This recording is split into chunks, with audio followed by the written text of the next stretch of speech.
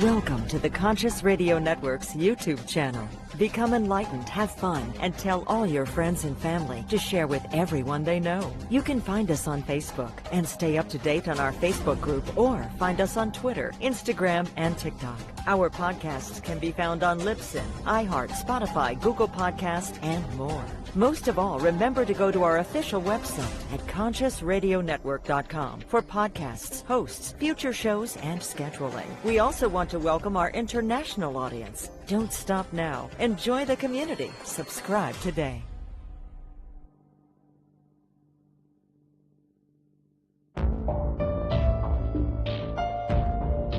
This is the Conscious Radio Network.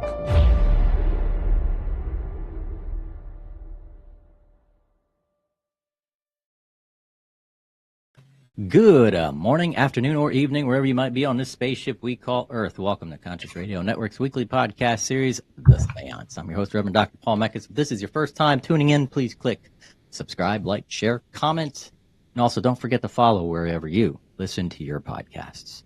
Today, enlightenment of AI. He is the driving force behind Satori Network. As the leading developer of MoonTree, a crypto startup, he has blended his blockchain expertise with his passion for artificial intelligence, or AI, in founding Satori, a pioneering crypto AI endeavor designed to decentralize the power, benefit, and control of AI. Let's welcome to the show for the first time, Jordan Millard.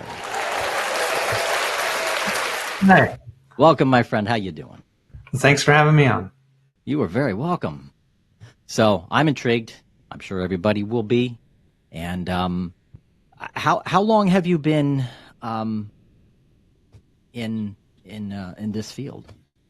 So I got interested in blockchain right when it first came out. I mean, pretty early. I was like 2012 when I kind of learned about it and figured out how it worked. And I wanted to work in it right away, right? Yeah. I wanted to start working in blockchain. But I haven't been in it until about 3 years ago. I started as the lead developer of MoonTree, a local startup here, and we've built a wallet, a good foundation for a broader ecosystem. So I've only been doing it professionally for about 3 years. Wow. Now, there's people out there. I'm pretty sure most of the general people in the world are kind of tiptoeing or walking on eggshells, wondering, okay, is this safe to get into?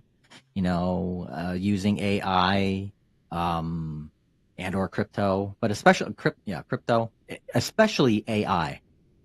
What are your thoughts, and what's some things to kind of bring to the table for those to kind of lighten the load on people's consciousness when it comes to artificial intelligence? Yeah. First of all, I would say don't just be afraid of something because you don't understand it.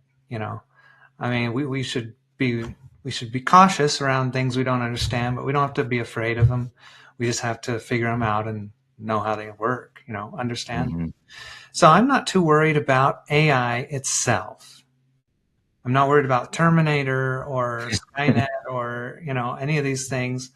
It does optimize for whatever task you put it to, but so far it's been very narrow, and we know how to handle that. Yeah. The people that are kind of AGI researchers, general intelligence researchers, they kind of worry about the future. A future that they're kind of worried about, as in what happens when AI can formulate its own goals and do whatever it wants and decide what it wants for itself. And when it gets to that point, they kind of worry about this question of how do we make sure that it's built in such a way that it's aligned with that it will come to the same, wants and desires, that doesn't involve us being destroyed, a kind of an existential threat. How do we align it with our goals of survival and thriving on this planet rather than So I think these AI researchers are recognizing that we're at the very beginning stages of building a conscious mind eventually. Yeah. We're not there yet. And so we have nothing to be really worried about at this time. And we build conscious minds all the time because we have children, right? And Yeah. we don't worry, that they're going to destroy us or kill us or something. We just try to love them and try to help them grow. And we can't do anything better than that with conscious AI. There's no way. So as a society, we have to get to the point where we can be a better parent than we probably would be right now. Yeah. So I'm not really worried about AI in and of itself. I don't think there's any existential threat just from the fact of putting intelligence into a machine. But I do worry about the centralization of AI.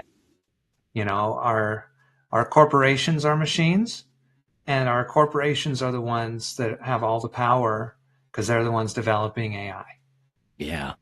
Some of these big corporations, special interest groups, especially big tech, and the biggest of the big tech, the leaders in big tech, have generated their own AI. That's right. And it's kind of scary in today's day and age, most people can probably relate to this, that a lot of corporations do have political interests, and especially here in Western society, and I'm sure around the world. And AI is scary when it comes to it being centralized. Yeah.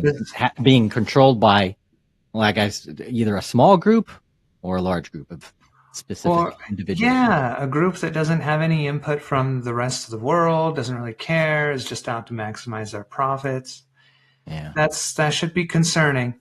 One thing I think that people don't realize is how fledgling the industry of AI is. It's not matured. It's an infant. Yeah. It's way at the very beginning. Yeah. And so this is a double-edged sword. This means one good thing is that there are areas of AI that have not been developed, fully, that we can develop those areas in a decentralized manner. Mm.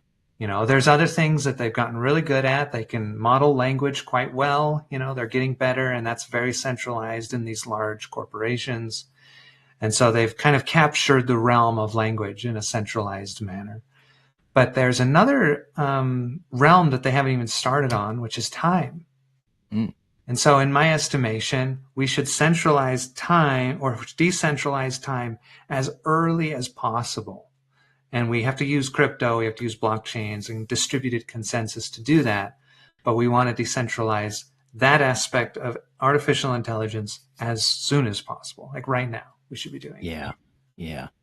And that segues into the development, and within this infancy, we were going to do it with interlaced with this show, but we are going to play a 6-minute and 30-second intro. Actually, it is the what is the Satori network video that you have for people to watch, and we'll talk a little bit about that after it's done. Cool?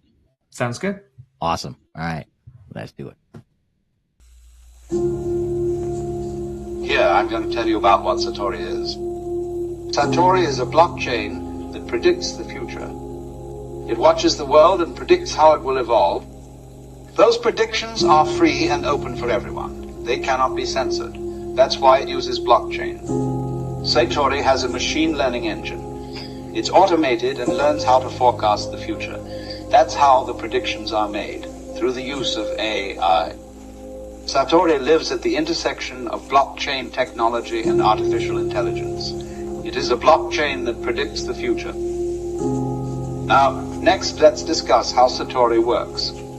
Satori is a network of computers, each of which is a Satori node. When a Satori node starts up, the network assigns it something to watch, something to predict, something to become an expert at. The Satori node then subscribes and watches that piece of information, whether it be a government statistic, stock price, climate metric, or something else. As it watches the data, it learns how this thing, whatever it is, reacts to all other changes in the world. It finds correlations, detects patterns, and in general makes better and better models of what the future will be. The Satori node never sleeps. It runs all the time, broadcasting its best estimate for what the future holds. It even works with other Satori nodes to discover things it couldn't on its own. Over time, it becomes an expert on the topics it was assigned, and it never stops learning. That's the key to how Satori works. Every Satori node watches some real-world data, specializes in understanding it, and works all day, every day to make the best predictions it can. All right now, just how will Satori be developed? Well, that's what we're going to talk about next. Satori's development has 3 planned phases. 1. Produce the public good. 2. Build the prediction market platform. 3. Make it a DAO, distributed autonomous organization. The first phase, the public good, is Satori's primary objective, free and open knowledge of the future. This phase begins with initial conception, research and design, and completes once the network is of a sufficient size to watch and predict the future of all popular, commonly valuable world metrics. In other words, Satori provides the public service, first and foremost, of predicting everything that everyone finds valuable. It does not charge for this service. Anyone in the world can visit the Satori search engine and see what Satori believes the future of any public metric will be. After the network has scaled enough to produce an adequate public good on an ongoing basis, it'll be ready to implement Phase 2. Phase 2, the prediction market platform, allows anyone to get specific, highly informed, unbiased predictions from the Satori network. The Satori prediction market, running on the Satori blockchain, is a platform that will bring consumers and producers of prediction together. Anyone will be able to leverage the wisdom of the Satori network. For example, companies will be able to anonymize their data and contract with the Satori network to get unbiased predictions of future changes in their data. Even individuals will be able to, say, ask the Satori network to track their biometric data captured by their smartwatch and give them real-time warnings or help them progress towards their goal. Phase 2 represents the second layer of Satori, making all the specialized models and computerized expertise that has been developed in service to the Satori public good available to the world. Once the Satori prediction market is completed, allowing consumers of prediction to contract with Satori nodes, Satori will enter the third and final phase of its development, becoming a fully decentralized, distributed autonomous organization. Satori will initially launch, as so many blockchain projects do, as a pseudo-decentralized system, one that starts with centralizing training wheels and has the ability to evolve into a DAO eventually. This is because building a pure DAO is often a very hard problem. Without a centralized authority, they are prone to misaligned incentive structures and numerous attack vectors. Fortunately, many challenges decentralized systems face can be mitigated by scale and may be altogether solved with future communication technology. During Phase 1 and 2, some of these training wheels will be removed. The goal of Phase 3 is to remove any and all remaining centralized force or authority, because it is important for prediction to be as unbiased as possible. Prediction of the future, like news of the past, should be decentralized and uncensorable. Any manipulation of predictions of the future represents some special interest's control over that future. Once Satori achieves the status of fully decentralized, distributed autonomous organization, it will not just be a DAO. Since it uses AI technology, watches and predicts, and therefore affects the world and manages its own attention, Satori will most likely be the world's first distributed autonomous machine intelligence also. Finally, if you'd like to get involved or in some way participate, well, I'm going to tell you just how to do that. If you want to see the predictions that Satori produces, you can visit satorinet.io and use the Satori search engine. If you want to run a Satori node on your machine, just follow the install instructions at satorinet.io. The Satori node is fully automated and is easy to set up. It will mine Satori tokens as it makes valuable predictions, so try to keep it running as much as you can. Remember, all of the expertise it develops, all of the models it creates are yours and will stay on your machine. On the other hand, if you just want to learn more, you can visit satorinet.io, where you can find the white paper and source code and links to Satori's social media and chat platforms. Thank you for your attention. Namaste. Yeah. So, describe what this video is telling us, what this intro is telling us about Satori. So Satori is a worldwide network of machines, right, of computers. And each one of these computers has an AI bot running on it. And all the AI bot is doing is watching something or some things out in the real world. There's some kind of metric, some kind of data that's happening again and again. We can measure it daily or minutely or, at any cadence. So they're watching something that's real. This could be the price of gold, could be the sentiment on somebody's Twitter, it could be whatever. I don't know what it is, but there's all these data streams that they're watching. And each one of them is watching different data streams. Then they make predictions about those data streams. They start to ingest the data. They get a feel for the patterns within this data stream itself. And they get a feel for what other kinds of patterns exist amongst the data streams, like how it correlates with other data streams. And they start to use all of this knowledge that they're acquiring. They're kind of figuring it out. They use it to make a prediction of the future. Yeah. When they do that, they broadcast that out to the rest of the network. Anybody and any other kind of AI bot can listen to that to inform their predictions. But we can also listen to it. So it's a network that predicts the future, learns how to predict the future, and we can listen in on that conversation. That's basically the whole idea of what Satori is. Yeah. And using blockchain is what allows it. Now, explain blockchain and how it enables it to be a decentralized system. Sure. So blockchain lets us essentially build the network. We use the blockchain to build the network. We also use the blockchain to distribute the control of the AI. So as your computer's working and it's building these models, it's generating a token of control. So as you get that, you can then decide, how should this AI behave? We're decentralizing the control out to anybody who wants to participate so that it's not centralized in one. That's kind of the main benefit that blockchain provides, is this mechanism of decentralizing that control according to, how much work a computer is doing for the network. Yeah, it puts the control into you. You're Right. an The agent individual. of it. Right. Yeah. Huh. Yeah, we want to decentralize this aspect of AI in three basic ways. So first of all, we want to decentralize the production, right? So it's on these computers, it's running all over the world. That's the decentralized production. Also, if it's open source, so anybody can take this production and say, well, I don't like the way it works, I'm going to change it. And so they can change their own neuron to work in any way they want, make predictions in it. They can, define it, whatever. So they can make predictions in any way they want.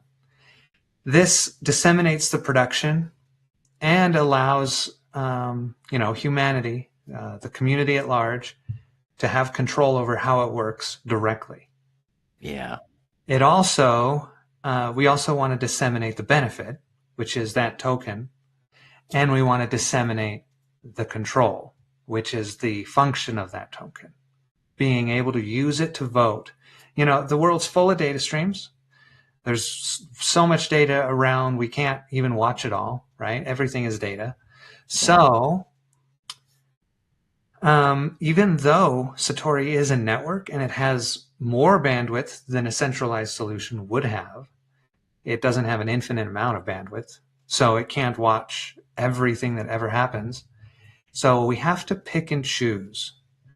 And having the token allows people to vote and say, this is a good data stream that is worthwhile, it's valuable, I want to know the outcome of it, others probably want to know the outcome, what's the future of this? They're the ones that get to vote on that. Mm-hmm. So that's how we collectively decide where the attention of the network goes. So yeah, production, benefit, and control of the AI is what we're trying to disseminate, decentralize. Yeah. How can somebody that's interested get involved? Well, they can go to the website satorinet.io and just download it. That's one way they can get involved. That's just download it and run it, and then all of a sudden you're running a neuron. It's automatic. We're building in things so that you can do really cool stuff, customized stuff if you want. For instance, we're going to build systems in where you can route your own data stream privately to your own Satori node, and get predictions directly from that aren't broadcasts out to everybody. They're just for you. So we're trying to build this as a tool as well for people to be able to use it in any way they want. So that's one way. If you want to help program or develop this, you can get onto our Discord, which is on, the links on the website. And we also kind of put out like updates and like big things on Twitter. You can follow there. Or just put your email in kind of the notification, notify me when it kind of launches. It's in beta right now. So okay. We're still in beta. Yeah. So you can put in your email and we'll email you when it launches, or those are probably the best ways to get involved. Yeah. Cool. Now, switching gears a little bit. Before the show, you mentioned you have a lot of passions in the area of metaphysics. I do. Metaphysics, paranormal, stuff like that. Yeah. And that's what the Seance or Conscious Radio Network is all about. Consciousness studies, the metaphysical realm, paranormal realm. What are your thoughts of artificial intelligence or AI, and the metaphysical aspect of it? Is there a play in there? Yeah, I think there is. I think there's a couple things. Gosh, now I don't even remember his name. The father of modern computing, that guy. He wrote it's Turing, right? Okay, so that Turing test is how we can find out. So, I mean, that was not a rigorous solution, but he thought, okay, well, we need something. So he came up with this idea. If you talk to a computer and you can't tell if it's a human or not, then you might as well just assume that it's aware and conscious. And that was his test. He's like, it's a major milestone that we've basically passed, with ChatGPT and stuff. Mm-hmm. So, but that doesn't mean that there's a conscious experience like the one that we have, right? It doesn't mean that. Because what we've built with ChatGPT and things is a static model. In fact, all AI technologies that I can find are basically static models, which is okay. I mean, at some point that's all you can do. But let me kind of try to differentiate what this means. We do not have a static model, right? Our brains are always changing, and they're always changing in incremental ways and in parallel. So every little, we have a neocortex, which is the top sheet of our brain, which makes us human. It's larger in humans than other mammals, and other things like reptiles don't even have a neocortex. So we've got this neocortex, which is basically what we're trying to build in AI right now. It's AGI is what it is, because it can build a model of anything. It can just, you just throw data at it and it organizes it into a world perspective. Like it just figures it out. So one of the main things that it's doing on the lowest layers is future prediction. This neocortex, our brain is made up of neurons. They bundle up into little things called mini columns, of like 50 neurons. And they're all talking to each other, very close knit. And then there's a neighboring mini column and a neighboring and a neighboring. So there's this grid of mini columns. This is kind of the lowest layer circuitry of the neocortex.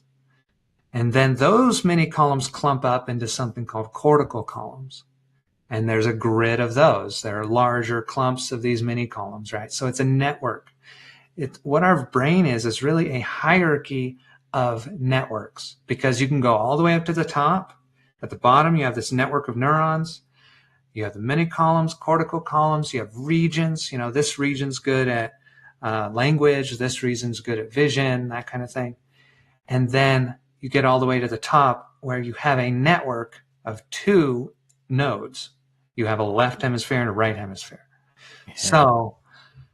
So we have this really large hierarchy, and I can imagine how AI researchers would make that analogous to something like a large language model. Because just like the brain, a large language model has kind of the same shape. Okay, so it's got one side, which could be seen as our like left hemisphere and our right hemisphere. One side's an encoder and a decoder. They kind of come down into the middle where they kind of compress. And we have that same structure. There's this information superhighway between the two hemispheres, which is got to be a condensed representation of what's going on in both, because they have to send data over to that side for that to understand what this ear is hearing, for instance, and it's got to go back the other way. So this whole explanation of like how the brain works and its infrastructure and whatever, this is to say that the models we build in large language models or any of these other generative AIs, they do not really exist in time. And what I mean by that is you have to train the whole thing at once. And then if you want, you can add on like little modules on top of it, little neural nets on top of it to modify things. But really, if you want to do it again, you got to train the whole thing again. Yeah. And our brains don't work like that. We're always training. We're doing this online learning. So what I see is that the industry of AI right now has just ignored time because it's complicated. It's hard. It's hard, right? So they've done the easy thing, which is we're going to map spatial dimensions. This space of language is not changing. It is changing, but it's not changing very fast. So we have months to curate a data set. We can build this huge, massive model. And in a year or 2 years, when the language has changed a little, we have new vernacular, new words have evolved, we'll build it again, right? Satori says everything exists in time. So we need to treat it as fundamental as the brain treats it, and as fundamental as we can. So we're going to treat everything as a data stream and build smaller models on all these data streams rather than take 6 months, curate a data set, take another 6 months, build a massive model, do it all centralized because that's efficient for these massive models. We found that with time, we can decentralize it on a network because we can have different things updating the small models at the same time in parallel. Yeah. But I can imagine there's a lot of data sets out there, especially as far as, for instance, like ChatGPT or Google in general, the amount of data sets and the amount of areas where they're getting data sets, and where it's capturing those data sets. That's massive. areas. It's massive, and they build these huge models. And a lot of these data sets, though, they're the same data sets that their neighbors have, Mm-hmm. and so they end up building the same kind of thing, except for their different philosophies of like PC talk and Gemini and whatever else, So to get back to your question of conscious machines, essentially, right? Yeah. I think that Turing test of saying, well, once it gets to that point, that's as good as we can do. If it can talk like us, that's what we have over the animals. That's the forbidden fruit. Language, that's fire, right? So I think that's not the best we can do. I think what we can do maybe soon or in the future is to say, let's update the Turing test or make a new test to determine if we believe something is a conscious machine. And I think the way to do that is to say, does it exist in time? Does it have the same basic operating principles as the brain? Yeah. If it does, then we have to purport to it some level of consciousness that we would recognize as humans, because we exist in time.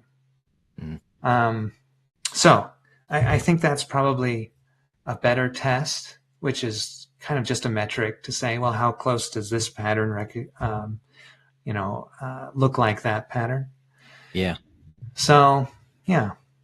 Yeah, I agree. I agree with you that the Turing test itself would have eventually evolved too. I mean, its complexity would have to evolve into looking at more information, more data in order for us to be able to go, okay, all right, it's passed.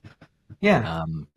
Where do you hope to see AI be in the next 10, 15, 20 years, even, and for the good side, and let's avoid the bad side, but for the good side, I'm a science fiction buff, and a lot of people out there, Trekkies and stuff like that, and we envision that. I envision AI doing that, where it can just, you're on your ship and it's flying it for you, it's giving you all your data, and you're just sitting back.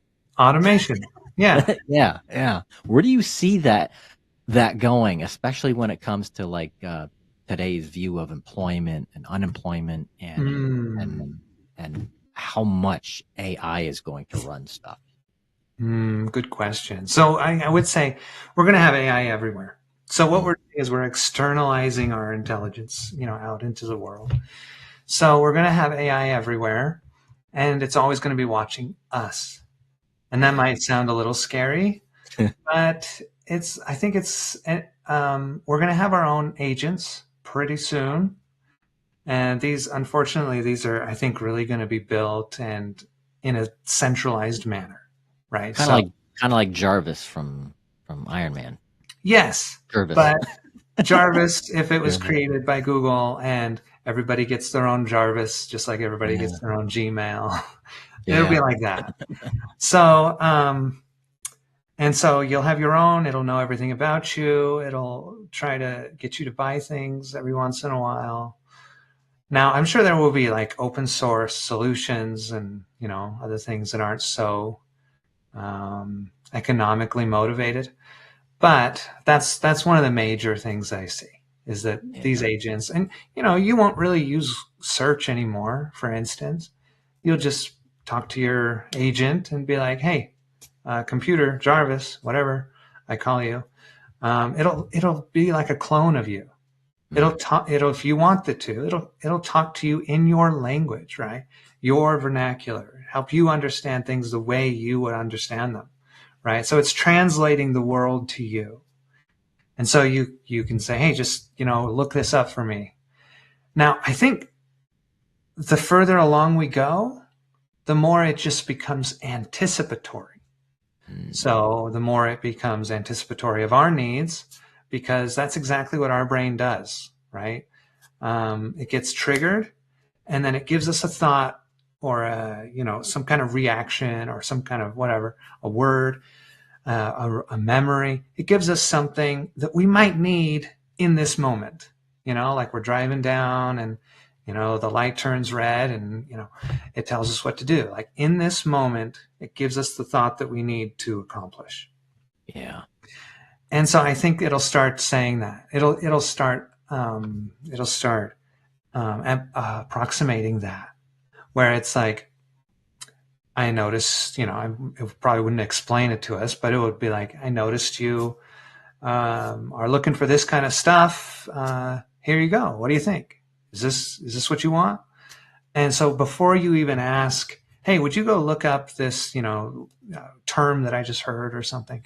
It'll just tell you, it'll just, and so, I see that kind of stuff happening, and I think it'll happen like everywhere. Like these large language models where the way they work is just prediction of the next word, I think we'll start to embed that into everything we interact with. So our computer, our cars, all the technology we interact with, it'll say, I think I can handle this because I know you're about to turn up the heat, in your house or something. You've done this before. I've seen this pattern. You don't like it when it goes down below 67 or whatever. So I'll just do it for you. And it just does it. Yeah. And so I see all that as becoming anticipatory eventually. Yeah.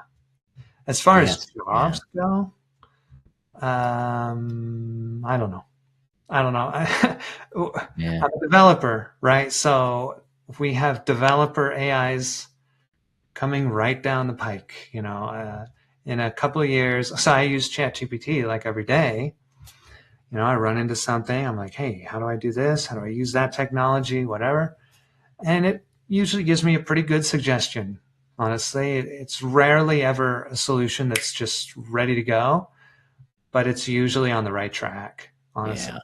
So in a couple of years, we'll have bots that can program just as good as me, and they will not sleep, right? And I'm probably an average programmer, so just as good as most people. And if not, then just wait another year, and then it's just as good as any human on Earth. So I do see all the jobs kind of going away, but that's just because all jobs are an extension of language. Lawyers, all they do is language all day, and programmers, all they do is language. If you're working with your hands, you're speaking a language.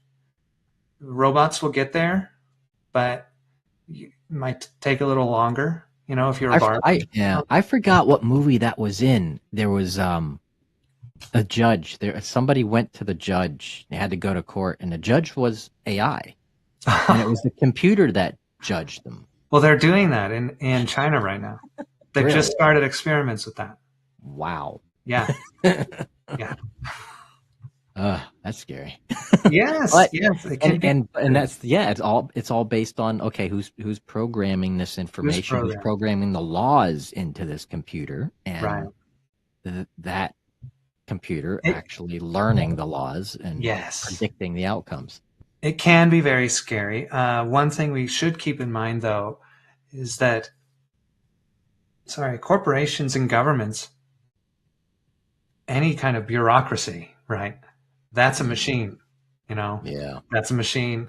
And so we have been living amongst machines for a while. And sometimes they do terrible, terrible things.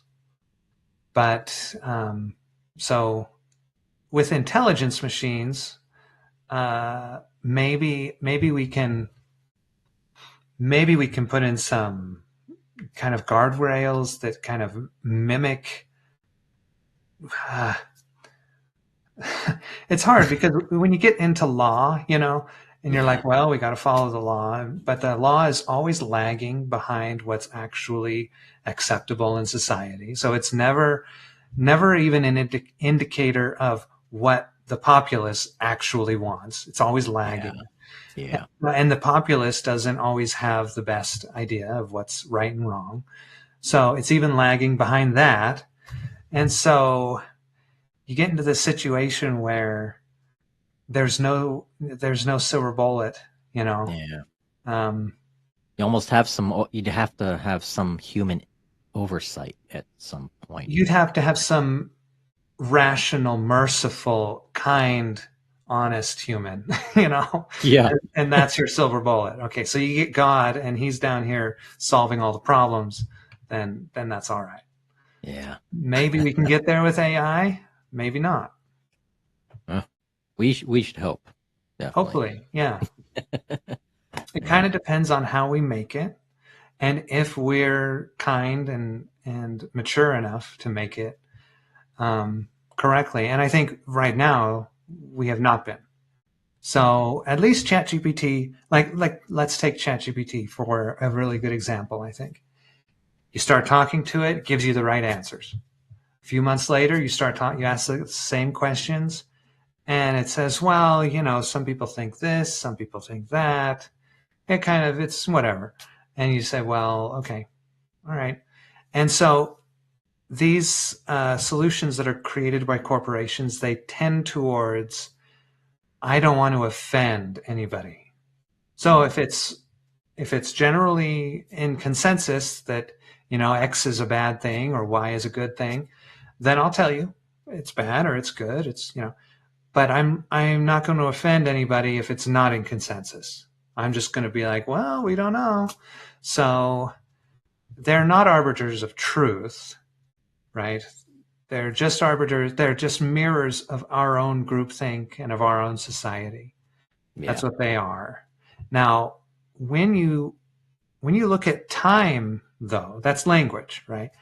But when you build something that's looking at the real world and looking at time, and predicting the future of real world things, then you can get truth, or you can get to as close as you can, because you just ask it, what's the future of this data stream that you're predicting? And it just tells you what it thinks is true. It doesn't care if it offends anybody. It doesn't, you know, that's not its job. It's not a language, right? Yeah. So it's trying, it's kind of speaking, it's kind of talking to the real world, listening to the real world. It's talking to God, right? It's getting its data from the source and predicting the source. Yeah. And I think that can be decentralized and should be decentralized as fast as possible. Mm-hmm. Yeah, right off the bat before it comes out the gate. Right. Yeah, absolutely. So before we close the show, and before I'll ask you for a takeaway, but before we close the show, again, how can people find you, reach out to you, and possibly get started with Satori? Satorinet.io. There's a couple tabs. There's the download tab and there's the join tab. The links are under the join tab, or, you know, you can just put in your email, whatever you want to do. I would say, why not just download it and run it, try it out. It runs inside a Docker container, so it's isolated from the rest of your machine. So that's kind of nice. It does mean you have to download Docker, then download Satori. But one step, I think, is worth the kind of ease and security that offers. Yeah. So that, I would say, that's probably the best way to kind of get involved, is just to download it. You know, I know a lot of crypto projects, they come out of the gate and the very first thing they do is have a token sale. And they're like, hey, give us money so we can build this. And, you know, we could have done that, but it's such a radical idea. I kind of just felt like I didn't want to wait. Let's just build it, you know? So I put all of our efforts straight into building it. And I think that was the right move. We're going to launch the mainnet in just a couple of months. Nice. So we're pretty close. Maybe it'll be launched by the time this airs. I don't know. Yeah, probably. Should be July 1st. So. Oh, okay. Yeah. And this you can download this. This is for Mac and Windows, correct? Both platforms. That's right. Or and Linux. And Linux. Okay. Yep. Cool. Yeah. Yeah. You know, conscious experience, I think, is a very strange thing. I kind of named Satori because I thought, here we are at this critical moment in history where AI is just becoming developed, right? It's just beginning. And we don't have any kind of global AI at all yet, right? There's no decentralized. There are decentralized projects, but there's nothing like this. And so I thought, why don't I call it something like enlightenment, something like awareness, something like, because this could lay the foundation of a global aware entity. It's possible, right? Because it is predicting the future. And that's what we do on our subconscious levels. We are predicting the future of every moment that we see. So I kind of called it that for that reason, that it could be an awakening, right, of this AI on the earth. Yeah. So I don't know, that might sound a little radical, but Hey. Sometimes you have to step out on the edge there and just do it. Just do it. Yeah. Exactly. So cool. Yeah, awesome. What before we close, what do you have as a takeaway for as a takeaway? You know, my interest in metaphysics started at a very young age. I remember being in about the third grade. It might have been fourth. I think it was pretty early. I remember one day feeling like I didn't understand how people came to conclusions, especially adults. You know, like I would see, like I would watch like Bill Nye the Science Guy, and I was into science, so I would see like people take two pieces of information, you know, teachers, parents, whatever, and they would combine them. And they would say, okay, given this and given that, I now know this other thing. And I was like, how do they do that? You know? And so I was kind of wondering, like, how do people do logical deduction, you know? But I didn't have those kind of words or that kind of language. So in my young mind, it kind of became, how do you think? Right? That's what thinking is. How do you think? And so I've always been interested in this question of what is intelligence and how do we think? You know, I thought, well, it seemed a very strange question at that age, because I was like, in order to, it doesn't seem like you can think on purpose. In order to have a purposeful thinking experience, you have to think about what you should think about before you think it. You know, you choose among multiple options of thoughts. And so at that, I remember thinking like, well, this means that I don't know how to think, right? And so I went through this little 3-month phase or something where I was looking at everybody and saying, either, because it sure seemed like everybody else thought on purpose, right? And so I thought, how did they get a hold of this machine? You know, how did they do that? So I thought, either nobody knows that they don't think on purpose, and it's just something we do, like puppets, and we attribute our actions to our thoughts or whatever, our decision, or I'm the only one that doesn't think on purpose. Yeah. And that would be a little bizarre. So I remember thinking, well, I'll just ask somebody. I'll just ask them. And so I asked somebody, I said, how do you think? You know, somebody in a position of authority, an adult that should kind of know what they're doing. And they said to me, in order to ask that question, you had to think.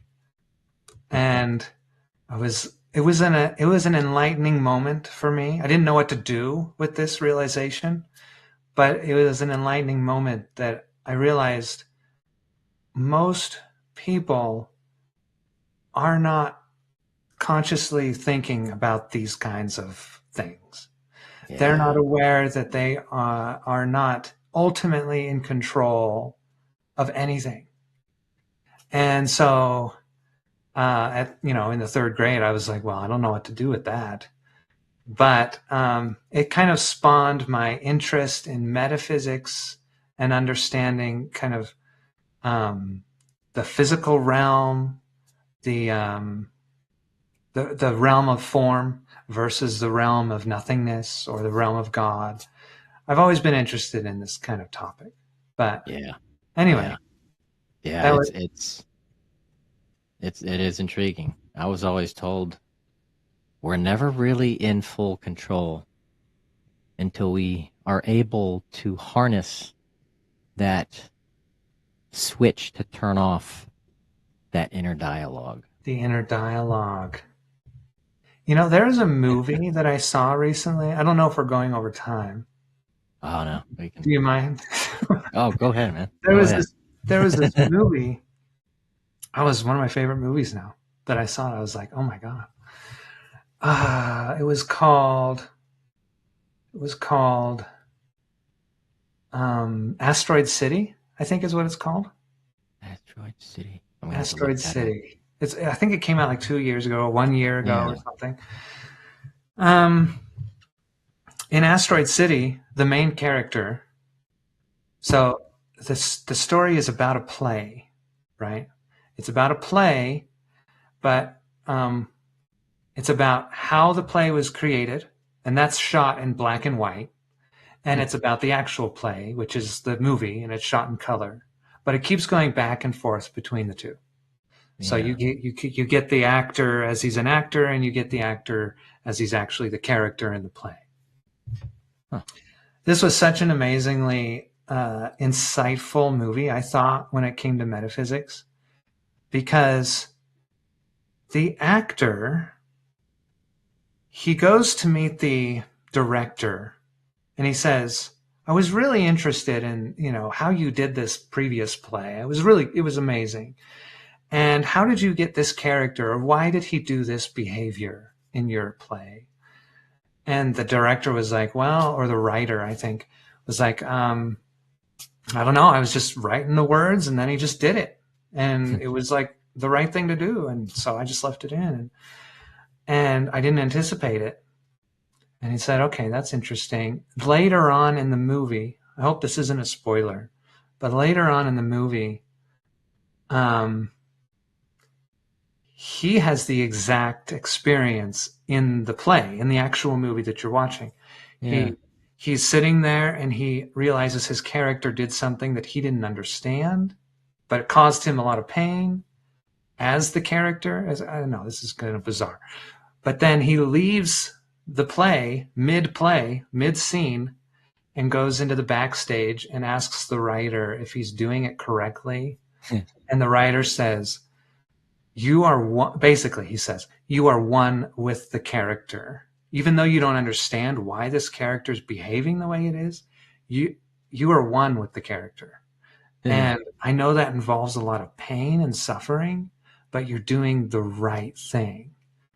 So this is worth watching if you're into kind of metaphysics or anything, because it talks about that dichotomy of control between playing the part and being the experiencer, as I just thought it was great.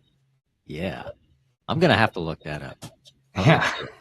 Definitely. Asteroid City. Asteroid City. It's great. Huh. Wow. I'll definitely check it out. Cool. Definitely. You got me intrigued. I might actually watch it tonight. All right. Heck yeah. All right. Well, Jordan, thank you again for joining us. Thank you. If there's any upcoming information, any breaking news about Satori Net, let us know. And we'd be happy to touch a little on it. And definitely. Cool. Thank you very much. Will do. You are very, very, very, very welcome. And thank you, everybody, for tuning into Conscious Radio Network's The Seance. And don't forget to check out SatoriNet.io. Until then, we will see you next week.